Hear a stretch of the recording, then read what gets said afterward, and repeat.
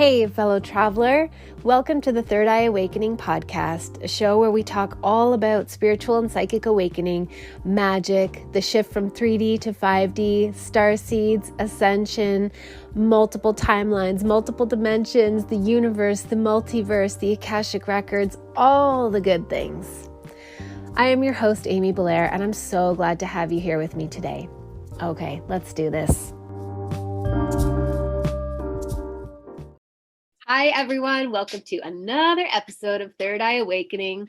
I am really excited to welcome Michael to the podcast today to share basically some of the interesting experiences that he's having and the way that he's processing it and just interesting stuff that's going on.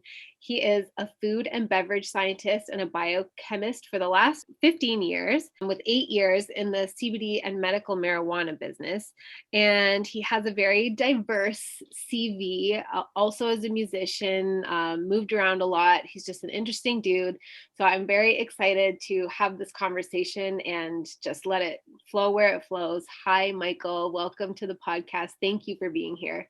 Thank you, Amy. I appreciate the warm introduction. So because you were one of the people that reached out to me on Instagram after hearing me say that not a lot of, I couldn't, prior to the tinfoil hat, I could not seem to get guys interested in talking about this stuff with me. And it's been amazing ever since I said that. I just clearly was not showing up in the right places, because now there are so many guys that are like, oh yeah, I'm having experiences and I would love to talk about them. It's fantastic.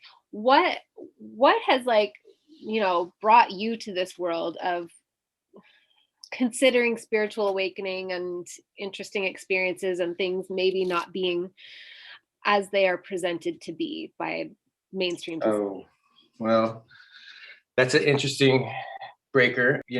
I did move around a lot, had some interesting trauma as a child. Got T-boned by an 18-wheeler in Denver, way outside of Denver when I was about 4.5, and wow. Had the gear shift. Actually, I was sleeping Indian style in the front seat of a 1970 something Mustang 2, about the smallest car Ford made at the time, and just got smacked. And so being in the passenger seat with no seatbelt on, that's where we got hit, and it just threw me into the steering column.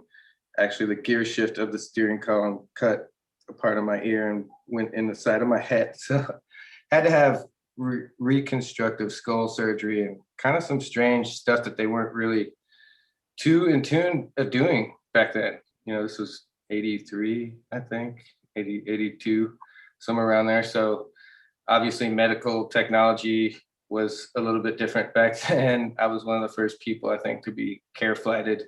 And so it was strange because since that accident, things kind of were more noticeable, I'd say, both visually and audio. I started to, once I got full motor skills back, and my memories kind of were shot prior to that, but post that, things would just kind of come into place.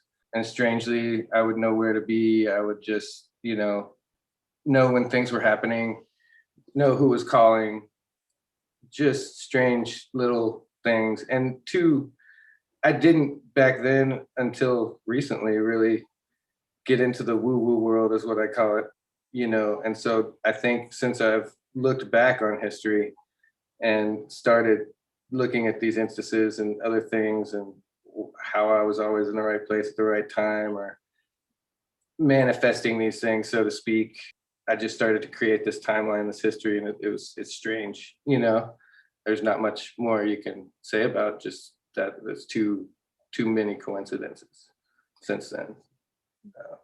That's kind of where it started, I guess. That's really fascinating. And it reminds me of I don't know if you ever saw the program. Oh, I don't remember what channel it was on, but anyway, it was called Psychic Kids.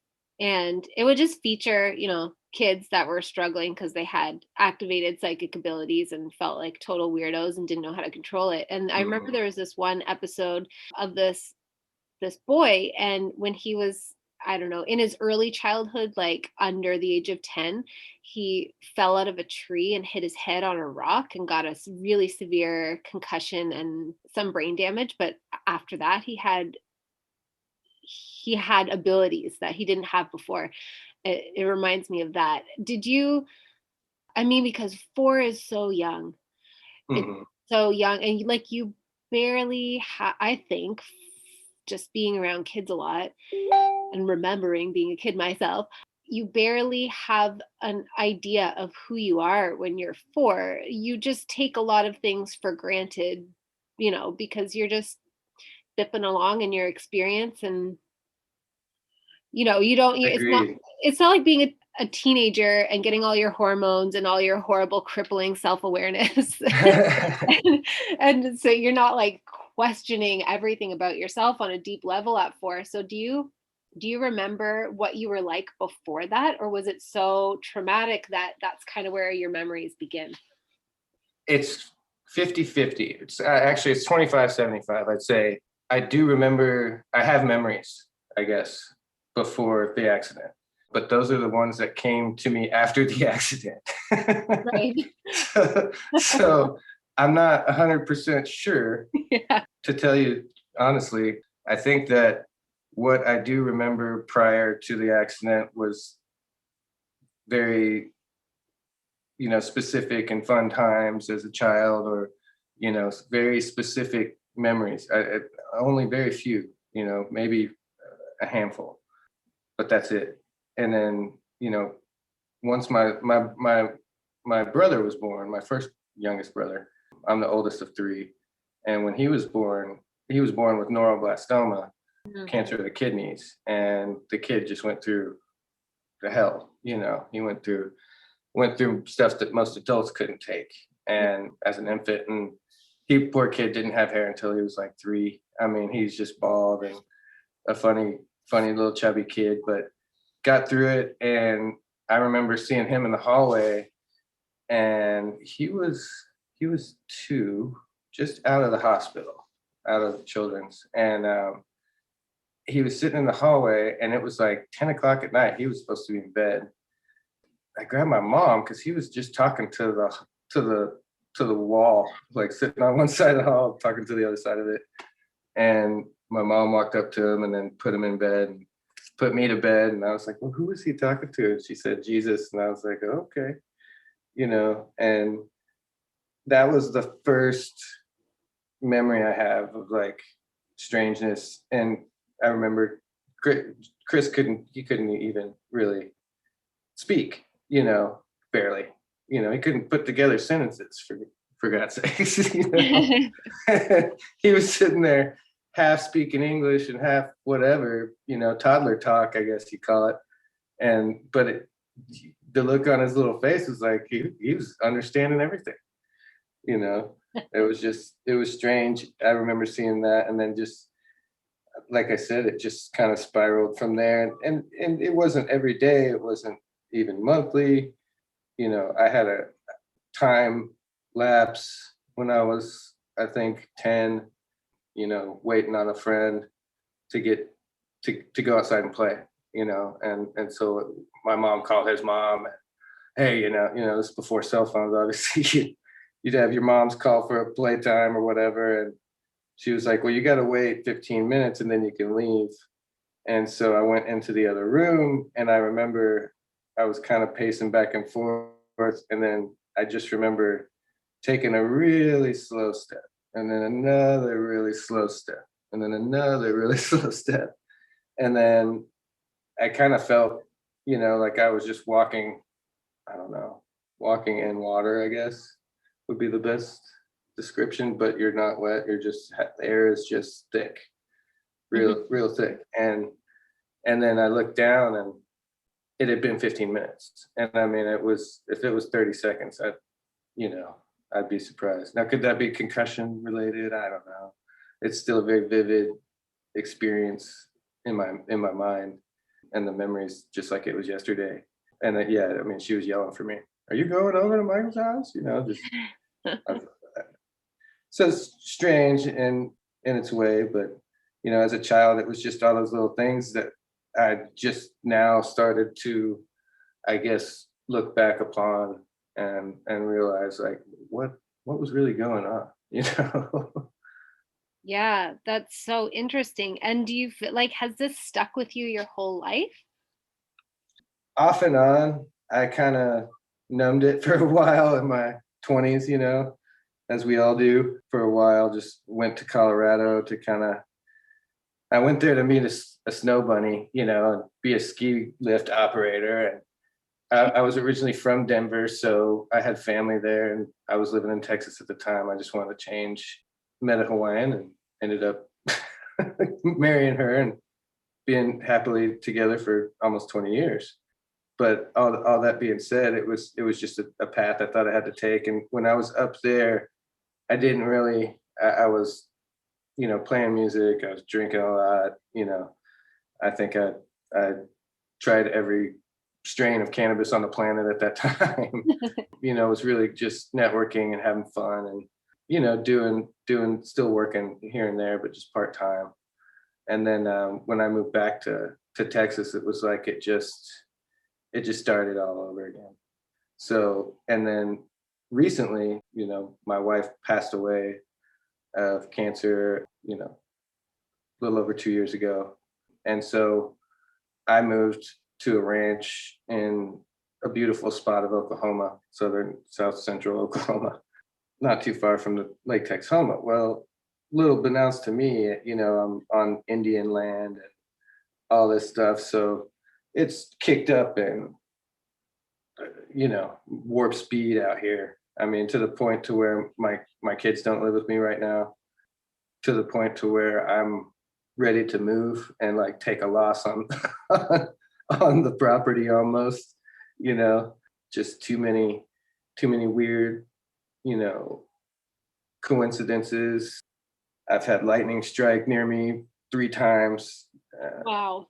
You know, yesterday my car hit 4 birds, you know, 5 birds on the, you know, just going 10 miles. Yeah. And I mean, they were like flying in front of me to Yeah. the point to where I told my girlfriend, I was like, do we stop? You know, is this apocalyptic shit? You know, like I just killed 2 cardinals and a couple sparrows and I was only doing 45, you know, and I felt awful. I felt, you know, whatever, but it's just strange. Weird things keep happening here. And I know I'm on some funky land. I've found out quite a bit since, you know, the history of the place since moving here. Good God, if I knew this, I would have never purchased this property because it just amped up my daughter. She has a lot of the same intuitive properties that I do, and probably times 10, quite honestly. And we've had to deal with a lot with her. She's actually had to go seek, you know, professional help because of this place, and just, you know, the lockdown I think was a big part of it as well. You know, the isolation. But yeah, it's been a funky ride the last 2 years to say the least. And That then moving out here was just the icing on the shit Sunday, so to speak.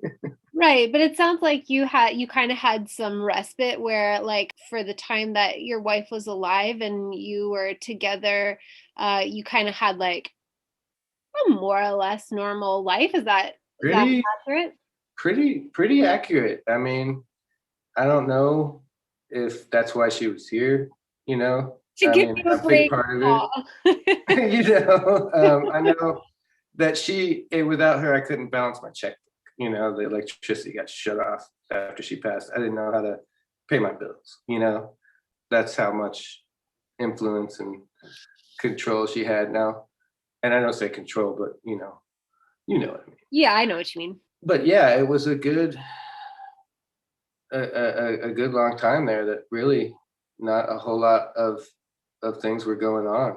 There were some stuff. There were a couple of instances that we had in Colorado that I don't attest to anything that, you know, I manifest or dealt with or, you know, had anything to do with, but just weird scenarios out there. But that's just living in Colorado. I think you can live out there and see weird stuff nightly, and especially where we were. We were right almost less than 2 miles from Cheyenne Mountain. So a lot of activity going on there. It was kind of cool to watch the skies.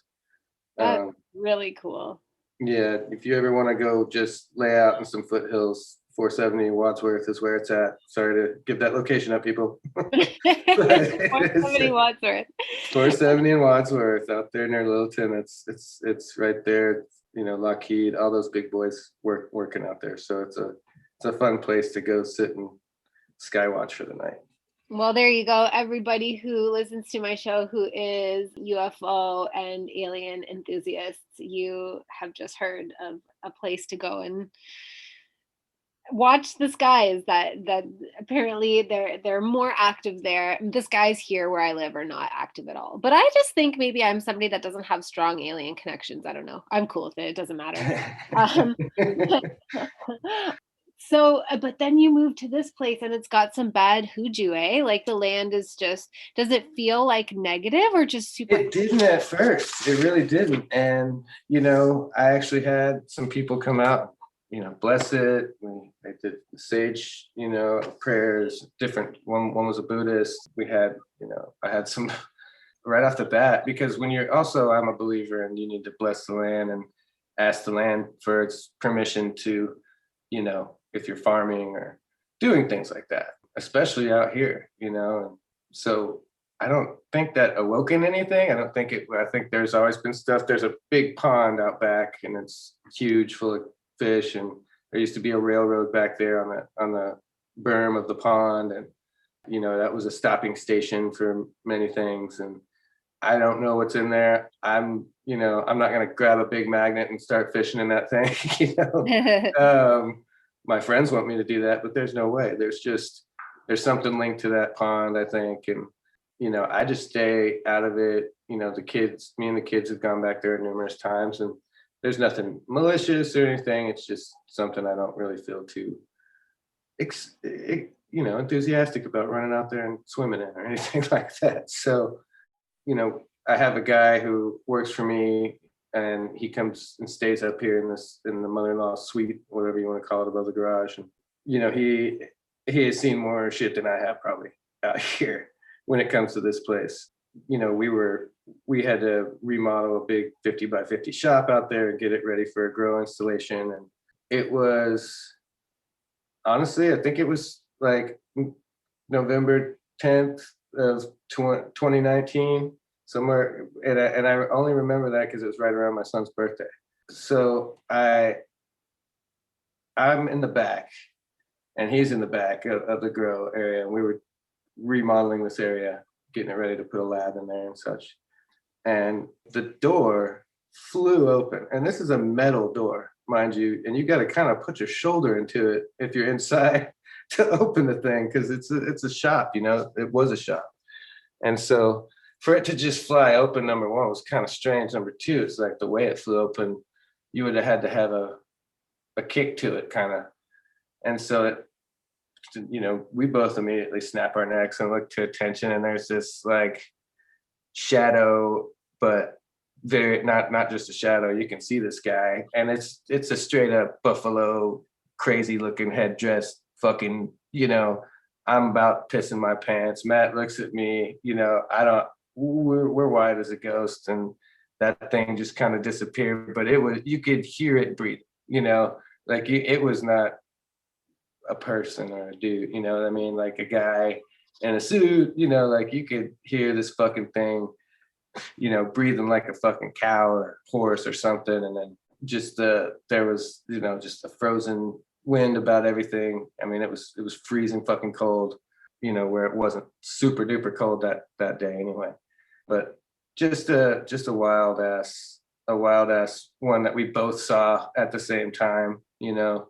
I get chills talking about it right now. I know if he was here, he doesn't even like messing with it. His girlfriend was trying to tell him something about like, oh, that had to be there for you, you know. I honestly, I had no Indian in me, you know what I mean? Like I'm not a huge, I believe in the spirits, and I believe in people can manifest a lot of stuff. And I think that was just something trying to tell us something, but to this day, I have no idea what. But it did scare the ever living loving piss out of both of us. There's confirmation to that story, and but there's also, we go to a little place. There's little things all the time. There's a little place up the road that we'll go to, and the guys get done. I'll take them up for a beer after work, and the soda gun that sits at the bar, right? And it just sits in a little holster, I guess you call it, that's connected to the bar, and the lady would pick it up and fill drinks or whatever with it, right? Well, she the bartender would be completely outside the bar doing something else, and anytime I'm standing over there, the fucking thing jumps out of that thing and hits the cooler or the sink, that the stainless steel sink that it's sitting on top of. And it happens, that happens every 2 out of 3 times I go to that place. And there's specific people, regulars, of course, that sit there in front of that damn thing, and it scares them worse than it scares me. I'm kind of used to it now, but you'll see a 350-pound pipeline welder jump out of his overalls. It's pretty damn funny. But the owner of the bar tells me, she's like, it only happens when you're here.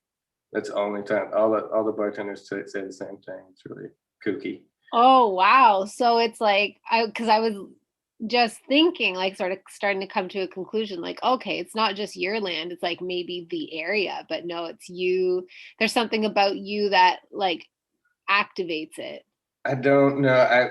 Going back to the accident, I think whatever those, God bless those doctors from here, but whatever they did, was awesome. But I think it changed my harmonics somehow. Mm-hmm. And like when we talk about resonance and all these things, well, what was I doing the whole time I was with Leilani? I was playing music at raves. I wasn't just numbing myself with alcohol and other things. I was frequency numbing myself on a daily basis, whether I was practicing or rebuilding cabinets and speakers for the pros that were coming in or whatever. I was harmonically just blocking everything. I had headphones on for 16 years. So Right. It was, I think that has something to do with it. I don't know. My intuition tells me that has something to do with it. I haven't touched them, and since I haven't touched them in 4 or 5 years, all this shit keeps happening. That's really, really interesting. And I mean, a lot of the time in my Facebook group, when I'm talking, just sort of ranting about intuitive development and stuff like that, I don't like to focus on the negative entities because I don't want to scare people. I feel like we've been so scared for so long out of using our gifts of like, who the boogeyman's there. But that being said, I do definitely acknowledge that there are very benevolent beings in spirit that have nothing but our well-being in mind, or however you want to put it.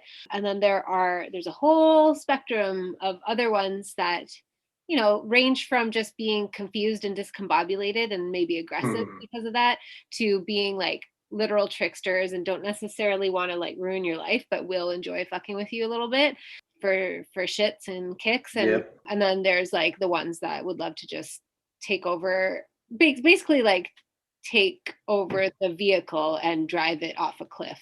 And so I do kind of talk about that sometimes, and I say that it has everything to do with your frequency. And I think that's what you're talking about, but you really relate it to music, which makes total sense because music is frequency. But like it's the coherence and the smoothness and it's not necessarily that it has to be in a higher octave. That's just kind of the way like we understand things as like higher and lower, but that's limited human understanding. But it's like coherence versus incoherence, I think. Well, have you ever like been to a professional audio place where they're testing things, they're testing before a concert, and you hear them play some subsection of a song, just really getting a range of the speakers or something, and your body sometimes reverberates, Yeah. It's just like a tuning fork, I think. And, playing all these little shows and stuff that I did, it wasn't big, but I would get that almost every time. And it's not butterflies in your stomach before a place I had a residency at. It's not, it wasn't that. It was just like, it was like I would listen to whatever I could listen to whatever anybody else was playing, and I could kind of, close my eyes and I would get the chills for, I don't know, 30 seconds, and then I could walk into any booth and just throw a record on and go, and I think it's putting your mind and body in that kind of state, where you're just, you just know. I think athletes know how to turn it on. Yes. I think a lot of people in high positions, CEOs and stuff like that, when they walk into those meetings, they turn it on. I've seen it. I think it's recognizable in certain, especially strong, talented, individuals who are at the top of their game. You can definitely see it. Yeah, it's like a degree of mastery, right? It's like your ability to tap into a frequency that would be described as like coherent or a flow state, and just being able to do that at will. Mm-hmm. But and I'm not talking Donnie Darko shit here. I think that would be amazing. Don't get me wrong, but I think just learning to recognize synchronicities and instances within your own brain subconsciously. Yeah. And you act upon those subconsciously. And you like, why, for sports, for instance, why was I always in the right place at the right time? Well, you repetitively play that sport enough, your subconscious is going to tell you where that ball is going to go. You've done it. Your muscle memory alone, is going to contribute to that. And so I think it's the same way in life when you're, in your daily routine, or if you're the type of career that you don't really necessarily have a daily routine, someone like me, you just start to, you're half manifesting and you're half going along with it, I guess is the way I kind of describe it. One good story is that, we were leaving here I was taking the kids to school. It was about 6:30, and I woke them up. I was like, hey, instead of breakfast, you guys want to leave a little early and get some donuts, before we go to school? Like, yeah. And the reason I did that is I was talking to my buddy the night before. I was like, man, I've seen so many deer lately. I really don't want to hit one. And I told myself that morning, I said, I'm going to take the kids to school early, before sunrise, which in hindsight was a dumbass decision because there's way more deer running around at that point than there was later in the morning, obviously. So of course we get out in my truck and we leave, and it's cold as balls, and don't even get a mile down the road, boom, nail a deer. And I was just like, Jesus Christ, can I just can I manifest a bucket of gold? Why do I do this shit all the time? I told my girlfriend the other day, I was like, I'm gonna go and do some stuff. I need to pay the electricity bill a little early because, all these people, and I just don't want anything to happen tomorrow. And sure enough, we lost power, the next day. Really? Even if you paid electricity bill early? So it wasn't because your account was overdue, it was for some other reason? No, it was because I have a grow, and some stuff here on the ranch. And so we get like $2,500 a month electric bills all the time. And so I was like, yeah, I'm going to go and take care of that. I don't want to be the low man on the, totem pole when they start cutting people off, for these blackouts and stuff. But it didn't matter. Obviously, we needed to all contribute. I shut down one of my grows actually just to stop hitting the grid so hard. Hopefully in a few weeks we can turn it back on. But hindsight, yeah, it's been a fun electrical outage. And I think if I talk about it so much, and if I think about it enough, and it's not big things, it's only I've only been able to notice it when it's small stuff. But these aren't, like I said, they're not just coincidences. It happens. The manifestation stuff happens not daily, but damn near.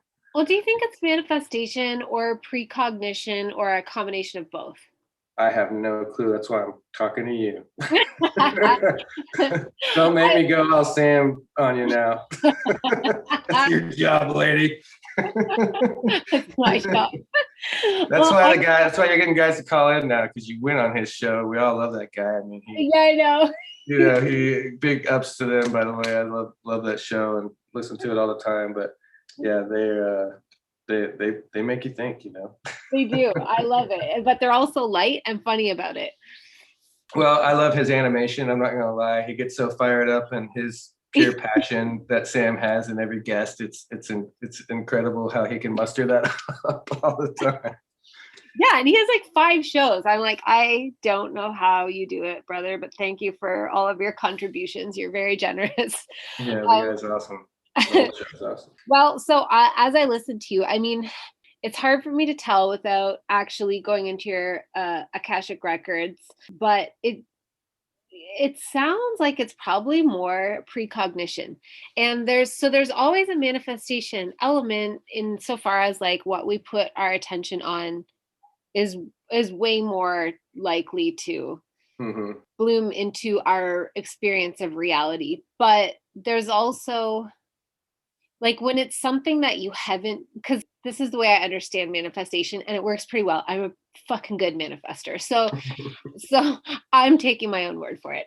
But I feel like one of the hallmarks of manifestation on earth that makes it hard for us to believe in it is that it's seldom instant. Sometimes it can be instant when there's almost no resistance at all, and that might be what you're experiencing, but it's seldom instant because whatever we're manifesting has to get charged up by our emotions. So it's based on beliefs that we have, and beliefs are thoughts that we think so often that it crystallizes in our mind as a reality, and then we collect evidence, or we see evidence, we experience evidence in support of that, and so it makes it feel even more real. So that's the belief part, but every belief that we have is accompanied by an emotional charge, and that's the really magnetic part that draws things into physically manifested reality.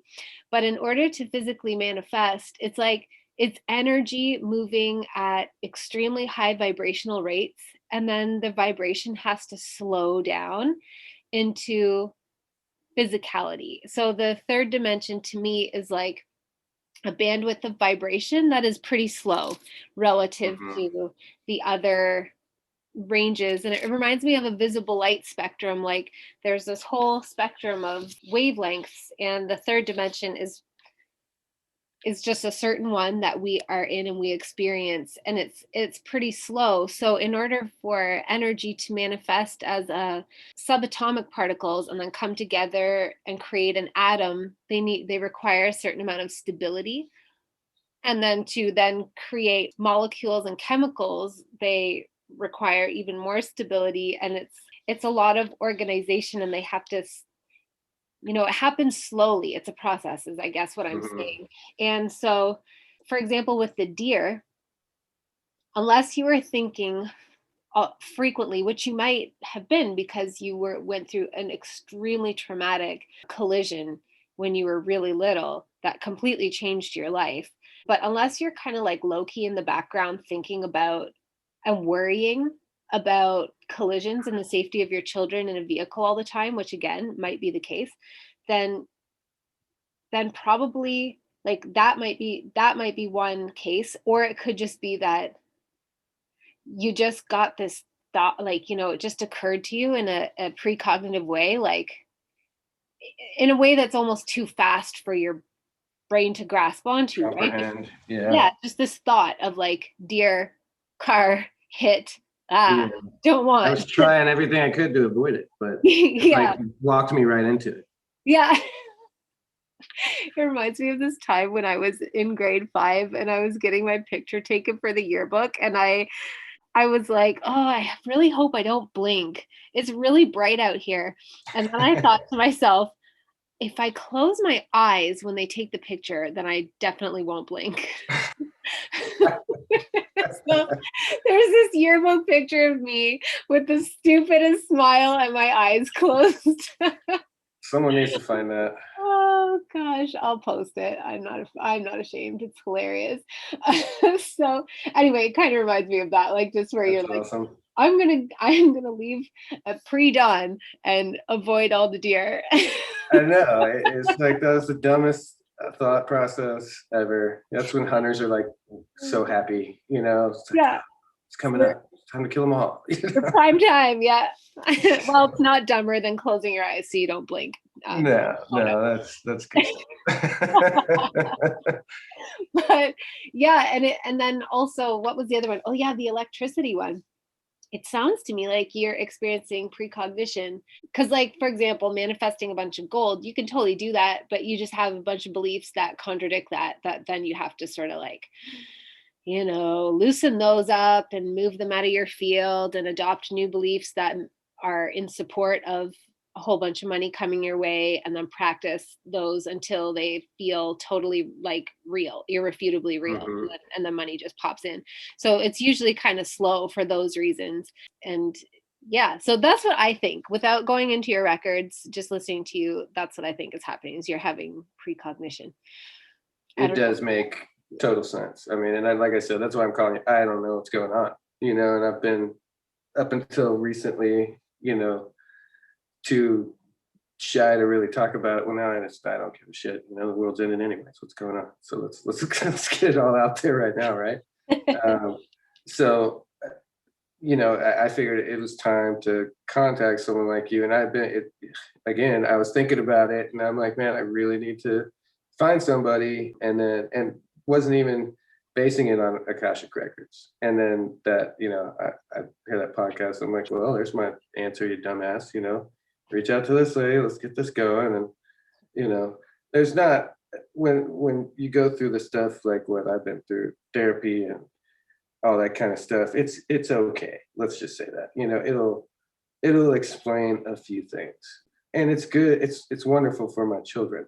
They need it and require it, and it's something that I won't stop for a long time with them until they're ready. But for an adult, I think it's something with trauma, PTSD, depending upon the severity and many other causes and variables, it really is the person and the amount of trauma and what they're willing to take on the daily and keep moving forward with. And at one point you just kind of say, all right, I'm sick of keeping this inside. We need to figure out a way to process all this and move forward, not move on, Mm. And I think that's what's happening with me. I think it's happening with a lot of people. I've seen it with a lot of teenagers, a lot of kids, around my kids that are just going through hell through this lockdown and all these weird times and this big major, major mind shift that the world is going through. It's so hard on these children. I mean, it's especially if they're, 13 or 10 up to, what I still consider a kid, 25, until those brains are fully developed. They're walking around in a world that they can't believe anything right now. How scary would that be? You can only believe your parents. And even then you're questioning that. And it's with this media and just everything, we can't shield them from everything. And it's so, I can see why they're having so much trouble. Yeah, it's like, it's just even hard to wrap my mind around, because exactly like you have, first of all, being a teenager is fucking miserable. Awful. I'm glad you said that. It's so hard. Like, I had a normal teenagehood. I was so fortunate. Like, I had friends and I didn't hate school. There were a lot of things I didn't enjoy about it, but I didn't hate it. I wasn't bullied. I had two parents who were married, and they have their own things. They're humans, but they weren't being disrespectful to each other, like, they're keeping it together, being good, stalwart people. And I was safe at home. Like, I had all these boxes checked, and yet the just getting your hormones and the huge expansion in your self-cognition and your Self-security. yeah, your self-awareness becomes, it's like it suddenly onboards, like in this like huge dose, and you're just cripplingly self-aware, and it's just horrible, and navigating the social world is like excruciating.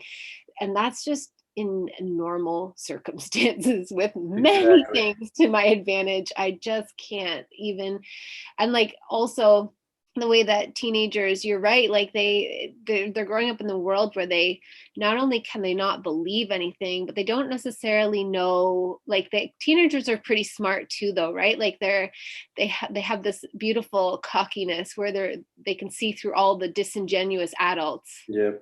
because they don't understand how much like a, adulthood kind of like, Requires that.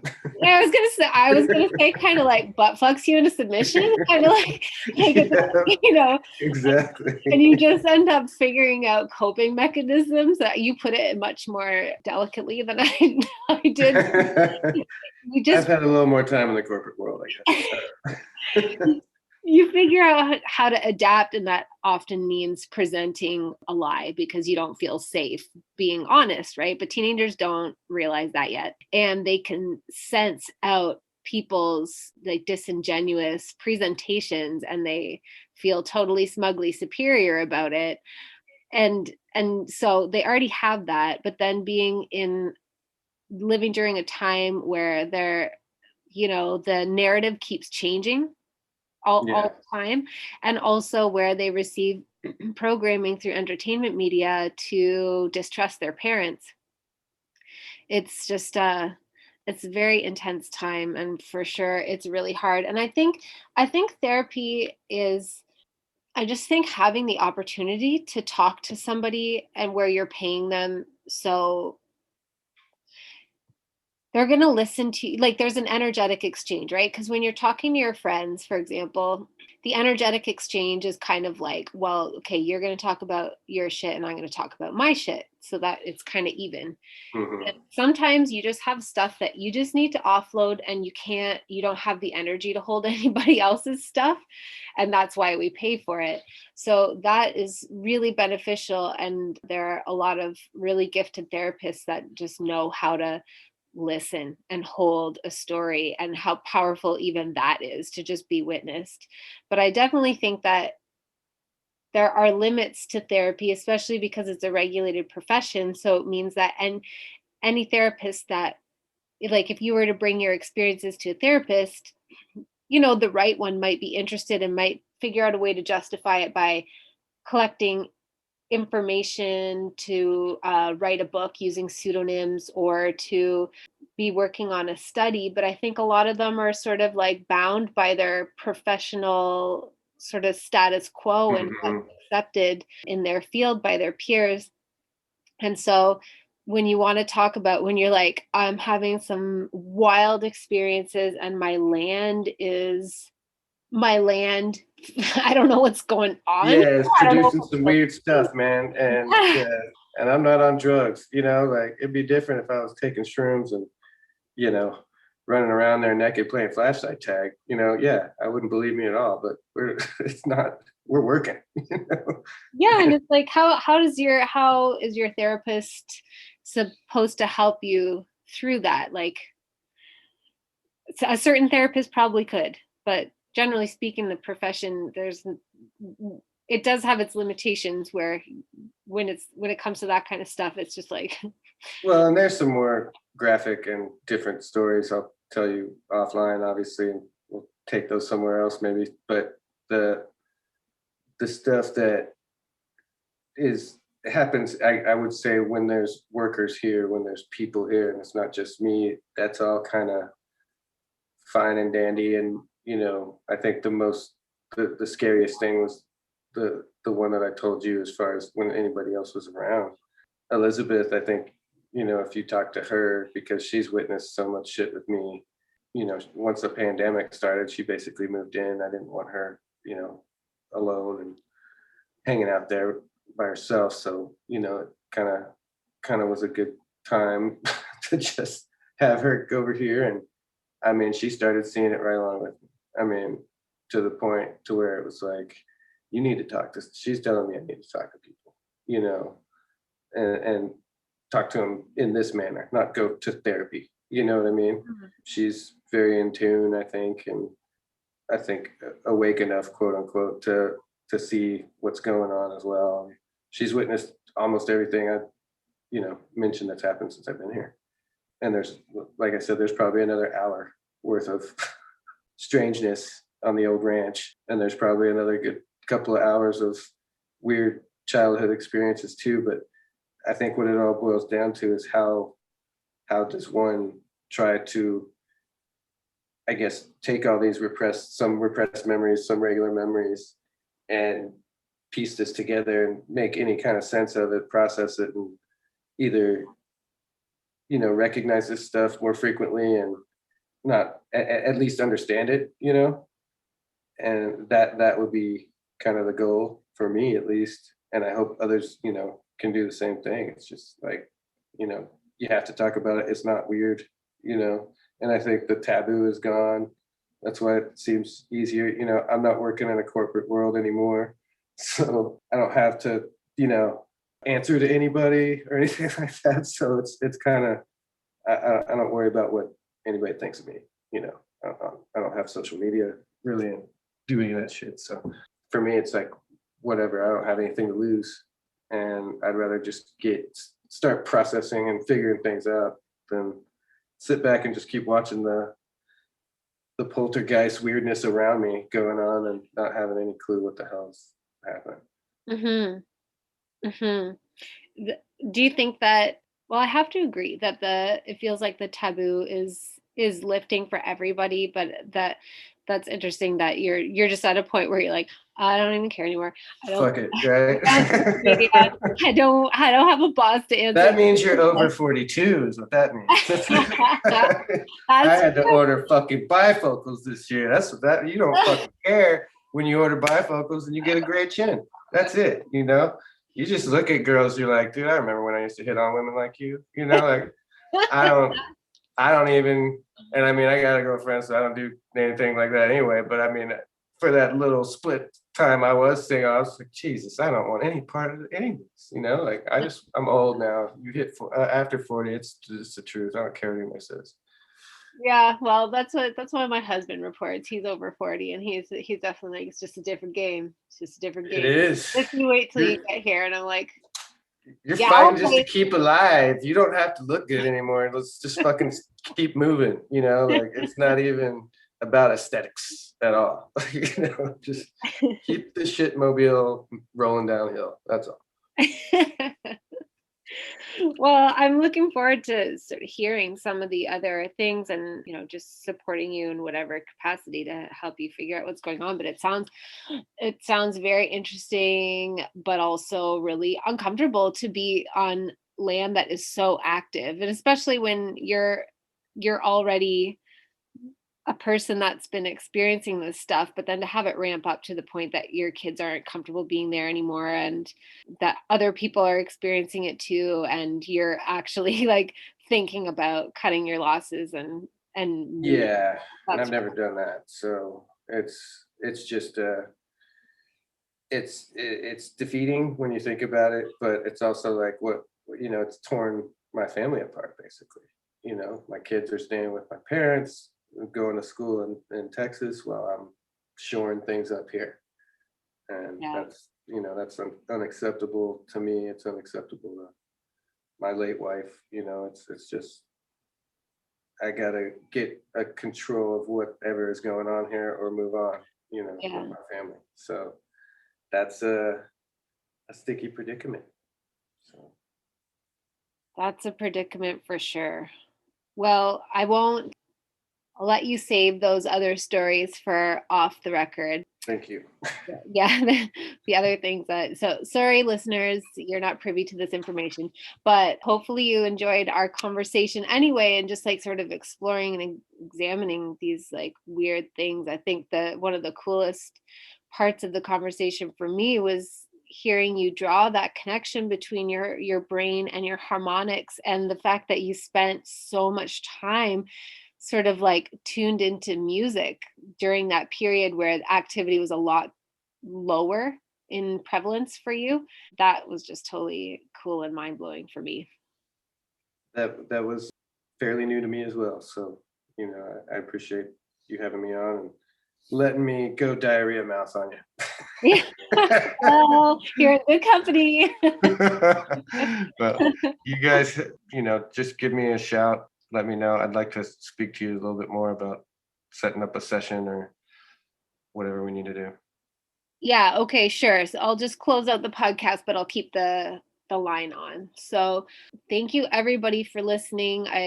As always, I just appreciate your attention very much, because I know that there's a lot of competing podcasts and YouTube channels and BitChute channels and music and movies and Netflix and Hulu and all the things. So it really means a lot to me that I get a little slice of your attention when I do. And I hope you have a beautiful day or night wherever you are. Catch you on the next episode. Hello, beautiful soul. Thank you so much for listening to Third Eye Awakening. If you love the show and you want to show me some support, as well as get some rich and awesome extra content, then you can support me through Rockfin or Patreon. It really goes a long way to help me create Third Eye Awakening and keep it free for everyone and ad-free, because isn't that nice? Isn't it so nice to listen to a podcast without any ads on it? I feel like it is. No shade to anybody who puts ads on their podcast, but I just love creating content and I love having ad-free content. So in order to do that, I've created a Rockfin account and a Patreon account with all kinds of juicy conversations and solo rants and riffs and sort of trainings on spiritual topics, metaphysical topics, just cool shit to anchor in some of that multidimensional light consciousness and expand your mind. Thank you always so much, whether you choose to support or not. It just means the world to me to have you listening to this podcast. Thank you so much for being here with me on this episode. I appreciate you more than my words could ever say. Please remember to rate, review, subscribe, and share, and I will catch you on the next episode.